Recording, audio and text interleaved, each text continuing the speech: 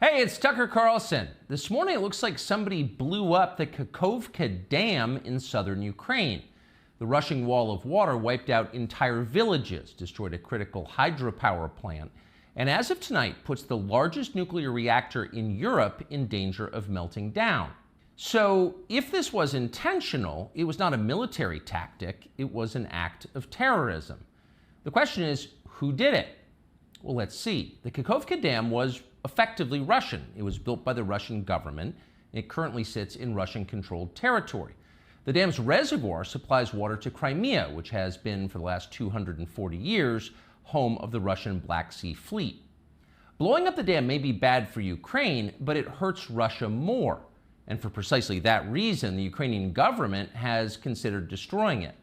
In December, the Washington Post quoted a Ukrainian general saying his men had fired American-made rockets at the dam's floodgate as a test strike. So really, once the facts start coming in, it becomes much less of a mystery what might have happened to the dam. Any fair person would conclude that the Ukrainians probably blew it up, just as you would assume they blew up Nord Stream, the Russian natural gas pipeline, last fall.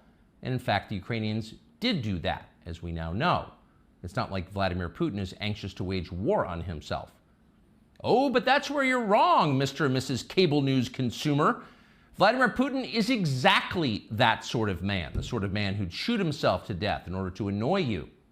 We know this from the American media, which wasted no time this morning in accusing the Russians of sabotaging their own infrastructure. Bill Kristol, the man who once told us that Saddam Hussein was responsible for 9/11, immediately denounced Putin as a war criminal and even more savagely compared him to Donald Trump. The rest of the pundit class made similar, clearly coordinated noises. Putin did it! Putin did it! And their reasoning was simple. Putin is evil, and evil people do evil things purely for the dark joy of being evil. In this specific case, Putin attacked himself, which is the most evil thing you can do, and therefore perfectly in character for a man that evil. That was their explanation. No one who's paid to cover these things seemed to entertain even the possibility it could have been the Ukrainians who did it. No chance of that. Ukraine, as you may have heard, is led by a man called Zelensky. And we can say for a dead certain fact that he was not involved. He couldn't have been. Zelensky is too decent for terrorism. Now, you see him on television, and it's true you might form a different impression. Sweaty and rat-like, a comedian turned oligarch, a persecutor of Christians, a friend of BlackRock. But don't believe your own eyes. Actually, Mr. Zelensky is a very good man. The best, really. As George W. Bush once noted, he is our generation's Winston Churchill. Of all the people in the world, our shifty, dead-eyed Ukrainian friend in the tracksuit is uniquely incapable of blowing up a dam. He's literally a living saint, a man in whom there is no sin. That's why Lindsey Graham is so attracted to him. They're just two good people, hanging out together and being good. And like all good people, when they meet in person, they spend a lot of time talking about killing people and laughing like friends do. Here's the pair last week. Free or die. Free or die. Now you are free. Yes. And we will be. And the Russians are dying. It's the best money we've ever spent. Thank you so much. No, it's... The Russians are dying. It's the best money we've ever spent, Graham says. A smile spreads across his thin, quivering lips as he forms the words. He looks like a starving man contemplating a breakfast buffet. The aroma of death has aroused Lindsey Graham. Thanks so much, replies Zelensky. He feels the same way. See, there's nothing dark here. Just two middle-aged guys celebrating the killing of a population. They don't seem like the kind of people who'd enjoy flooding villages or starting a famine. And in any case, who cares if they are? It's really not your business. Your job is to support Ukraine. Watch Nikki Haley, a Republican candidate for president, explain this principle on CNN.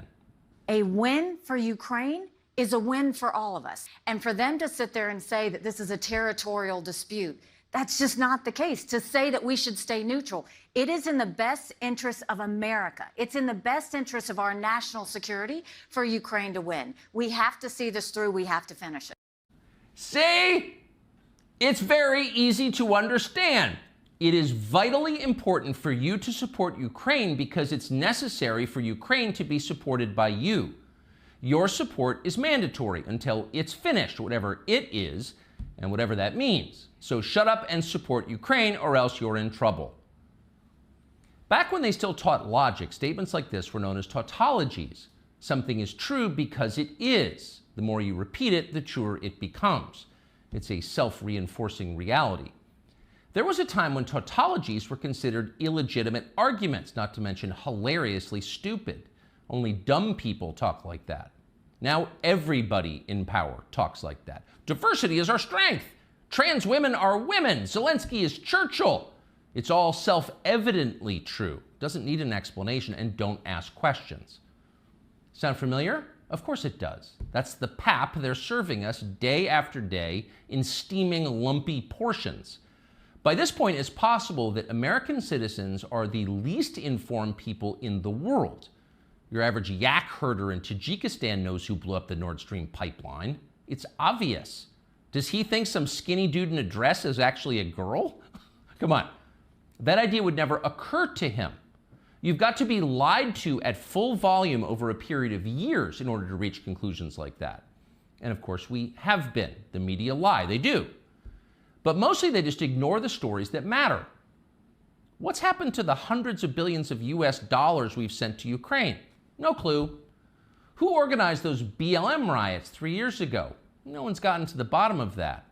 What exactly happened on 9/11? Well, it's still classified. How did Jeffrey Epstein make all that money? How did he die? How about JFK? And so endlessly on. Not only are the media not interested in any of this, they are actively hostile to anybody who is. In journalism, curiosity is the gravest crime. Yesterday, for example, a former Air Force officer who worked for years in military intelligence came forward as a whistleblower to reveal that the US government has physical evidence of crashed non-human-made aircraft, as well as the bodies of the pilots who flew those aircraft. The Pentagon has spent decades studying these otherworldly remains in order to build more technologically advanced weapons systems. Okay, that's what the former intel officer revealed, and it was clear he was telling the truth. In other words, UFOs are actually real, and apparently so is extraterrestrial life. Now we know. In a normal country, this news would qualify as a bombshell, the story of the millennium. But in our country, it doesn't. The whistleblower's account ran on a technology website called The Debrief, which you've probably never heard of. The Washington Post had that story, but decided not to run it. The New York Times, meanwhile, just pretended it never happened. On the front page of the New York Times website this morning, there were 5 stories about Ukraine, as well as 4 stories apiece about Donald Trump, trans people, and climate change, the usual lineup. There was nothing at all about how an alien species is flying hypersonic aircraft over our cities. Not one word. So if you're wondering why our country seems so dysfunctional, this is a big part of the reason. Nobody knows what's happening.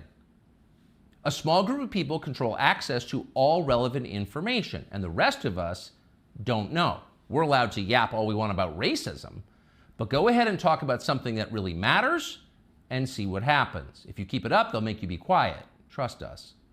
That's how they maintain control. When Western tourists first started traveling in large numbers to the Soviet Union in the early 1970s, they found that many Russians had a completely warped understanding of the United States. They thought that Americans lived in grinding poverty, in a state of perpetual race war, and were desperate to flee to the freedom and prosperity of the Eastern Bloc. They thought this because that's what they had been told. They had no way to know otherwise. The few Russians who understood what was really going on in the rest of the world had learned about it from listening to shortwave radio broadcasts, sometimes under the covers so the neighbors wouldn't hear. 50 years later, it is bewildering to consider the ironies here. We're the ones who live in ignorance now. The US government has managed to classify more than 1 billion so-called public documents. So at this point, we can't possibly know what our leaders are doing. We're not allowed to know. By definition, that is not a democracy. Yet it's fine with the media. Secrecy is a powerful tool of control. Stop asking how we got so rich. Here's another story about racism. Go eat each other. That's the program. That's how most of us now live here in the United States. Manipulated by lies, silenced by taboos. It is unhealthy and it's dehumanizing, and we're tired of it. As of today, we've come to Twitter, which we hope will be the shortwave radio under the blankets. We're told there are no gatekeepers here.